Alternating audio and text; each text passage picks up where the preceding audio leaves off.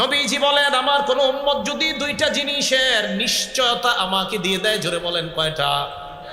এক নাম্বার জবানের নিশ্চয়তা, এই জবান দ্বারা কাউকে কষ্ট দিবে না, জবান দ্বারা গীবত করবে না, জবান দ্বারা মিথ্যা কথা বলবে না। আসসালামু আলাইকুম বন্ধুরা, কেমন আছেন সবাই? আশা করি ভালো আছেন। আমি সুলেমান আবারও চলে আসলাম আমার ইউটিউব চ্যানেল জেন্টল রিয়াকশনে নতুন একটি ভিডিও নিয়ে। ভিডিও শুরু করার আগে আপনারা যারা আমার চ্যানেলে আজকে নতুন ভিজিট করেছেন, চ্যানেলটি অবশ্যই সাবস্ক্রাইব করবেন এবং পাশে থাকা বেল আইকনটি প্রেস করবেন। আর যদি ভিডিওটি ভালো লাগে তাহলে একটি লাইক, শেয়ার এবং কমেন্ট করে পাশে থাকবেন। বন্ধুরা, মহান আল্লাহ রাব্বুল আলামিন আমাদেরকে এই দুনিয়ার জমিনে পাঠিয়ে দুনিয়াতে আমরা কিভাবে চলতে হবে তার জন্য কিছু আদেশ ও নিষেধ দিয়ে দিয়েছেন। কোনগুলো কাজ আমাদের জন্য কল্যাণময় আর কোনগুলো কাজ আমাদের ধ্বংসের কারণ তা সুস্পষ্ট করে কুরআন মাজিদে আল্লাহ পাক বলে দিয়েছেন। যে কাজগুলো দুনিয়ার জমিনে আল্লাহ রাব্বুল আলামিন আমাদেরকে করতে বলেছেন সেই কাজগুলোই নেক কাজ, আর যে কাজগুলো করতে আল্লাহ রাব্বুল আলামিন আমাদেরকে নিষেধ করেছেন সেই কাজগুলোই হলো গুনাহের কাজ। এই দুনিয়ার জমিনে এসে আমরা আল্লাহ রাব্বুল আলামিনকে ভুলে গিয়েছি। আল্লাহ রাব্বুল আলামিন যে কাজগুলো করতে আমাদেরকে বারণ করেছেন সে কাজগুলোই আমরা বেশি বেশি করতেছি। আল্লাহ রাব্বুল আলামিনের নিষেধ করা কাজের মধ্যে একটি কাজ হলো গীবত করা।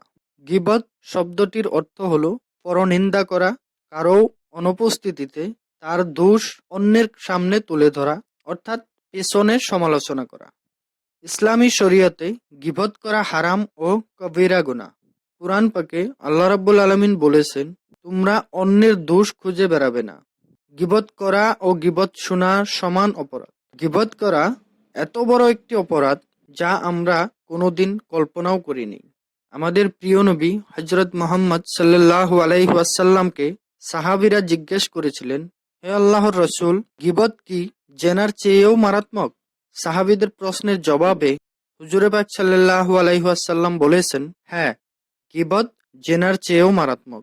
কারণ কোনো ব্যক্তি জেনার পর তওবা করলে আল্লাহ রাব্বুল আলামিন তাকে ক্ষমা করে দেন, কিন্তু গীবতকারীকে, যার গীবত করা হয়েছে, তিনি যদি মাফ না করেন তো আল্লাহ তাকে মাফ করবেন না। তো বন্ধুরা, আমরা গীবত কাকে বলে ও গীবত সম্পর্কে আল্লাহর রাসূল কি বলেছেন তা বিস্তারিত জানার জন্য আজকে আমরা একটি ভিডিও দেখব। যে ভিডিওটি আমি ডেইলি ওয়াজ মাহফিল নামের একটি চ্যানেল থেকে নিয়েছি। লিংক আমি ডেসক্রিপশনে দিয়ে দেব, সেখান থেকে আপনারা অরিজিনাল ভিডিওটি দেখে আসবেন এবং অরিজিনাল ক্রিয়েটরকে আপনারা সাপোর্ট করবেন।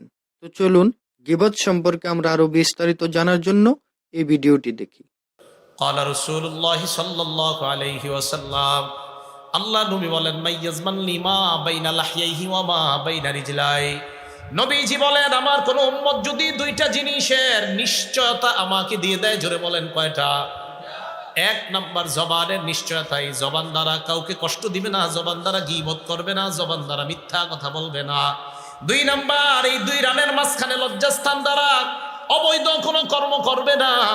এই দুইটা জিনিসের নিশ্চয়তা যদি আমার কোন উম্মত দিয়ে দেয়, আজমান লাহুল জান্নাহ, আমি তাকে জান্নাতে নেওয়ার জিম্মাদার হয়ে গেলাম।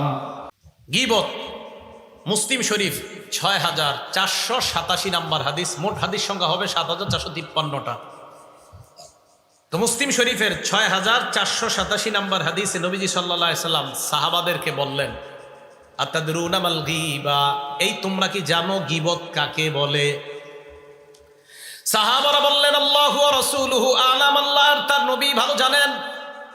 নবীজি বললেন, যিকরুকা আখাকা বিমা ইয়াকরাহু, তুমি তোমার ভাইয়ের কথা, এমন কথা বলা যেটা বললে তোমার ভাই অপছন্দ করবে, এটাকেই গীবত বলা হয়। আমি ওনার কোনো একটা বিষয় আপনাদের কাছে বললাম যেটা উনি অপছন্দ করবে, এটাকেই গীবত বলা হয়। সাহাবারা বললেন, ইয়া রাসূলুল্লাহ, আফারাআইতা ইন কানা ফি আখি মা তাকুল মা আকুল, আমার ভাইয়ের মাঝে যদি ওই অপরাধটা থাকে যে অপরাধের কথা আমি বললাম, এটা কেউ কি গীবত বলা হয়?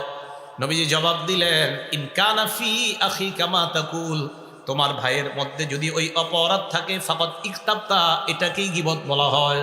ওনার মাঝে একটা অপরাধ, এই অপরাধের কথা অন্যের কাছে বলে বেড়ানো, আল্লাহ নবী বলেন এটাকেই গীবত বলা হয়। ওয়া ইল্লাম ইয়াকুন ফীহি, তার মধ্যে যদি এটা না থাকে, ফাকাদ বাহাত্তা, এটার নাম হলো অপবাদ। এটার নাম, তা আমার দিকে তাকান, আমি ওনার নামে একটা দোষ বললাম, থাকলে গীবত, না থাকলে অপবাদ। গীবত ভয়ঙ্কর অপরাধ, এর চেয়ে ভয়ঙ্কর অপরাধ অপবাদ দেওয়া।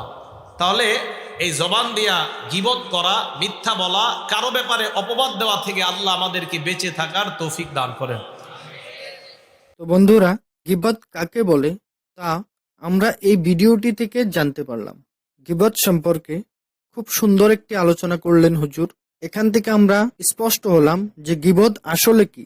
অন্যের ব্যাপারে আমরা যে সময় কথা বলি, কথাগুলো আমরা খুব ভেবেচিন্তে বলবো, যাতে আমাদের গীবত না হয়ে যায়। যেহেতু গীবত একটি কবিরা গুনাহ, আর একটি মাত্র কবিরা গুনাহ জাহান্নামে নিয়ে যাওয়ার জন্য যথেষ্ট। গীবত যেমন একটি বড় মাপের গুনাহের কাজ, তার শাস্তিও রয়েছে অনেক ভয়ঙ্কর। দুনিয়াতে গীবতকারীকে বলা হয়েছে যে গীবত করা আর গীবতকারীর মৃত ভাইয়ের মাংস ভক্ষণ করা সমান কথা। কিয়ামতের দিন গীবতকারীকে পচা মাংস ভক্ষণ করার জন্য বাধ্য করা হবে। অতঃপর সে অনিচ্ছা সত্ত্বেও চিৎকার করতে করতে তা ভক্ষণ করবে। গীবতকারীদের জন্য কি শাস্তি রয়েছে এবং গীবতকারীর শাস্তি কেমন হবে সে সম্পর্কে আল্লাহ রাসূল হুজুর পাক সাল্লাল্লাহু আলাইহি ওয়াসাল্লাম কি বলেছেন তা জানার জন্য চলুন আমরা আরো একটি ভিডিও দেখি। এই ভিডিওটি আমি নিয়েছি আলুর পথ 24 চ্যানেল থেকে। লিংক আমি ডেসক্রিপশনে দিয়ে দিব, সেখান থেকে আপনারা অরিজিনাল ভিডিওটি দেখে আসবেন এবং অরিজিনাল ক্রিয়েটরকে সাপোর্ট করতে একদমই ভুলবেন না। তো চলুন এখন আমরা গীবতকারীর শাস্তি কি তা জানার জন্য এই ভিডিওটি দেখি। Let's play the video. সব শেষে আল্লাহ বললেন, ওয়ালা ইয়াগতাব বা'দুকুম বা'দা আইয়ুহিব্বু আহাদুকুম আন ইয়াকুলা লাহমা আখিহি মাইতান ফাকারিহতুমু। খবরদার খবরদার, একে অপরের গীবত করো না। আপনার ইবাদতগুলো দিয়ে দিচ্ছেন সবার একজনকে, যার ব্যাপারে আপনি গীবত করতেছেন।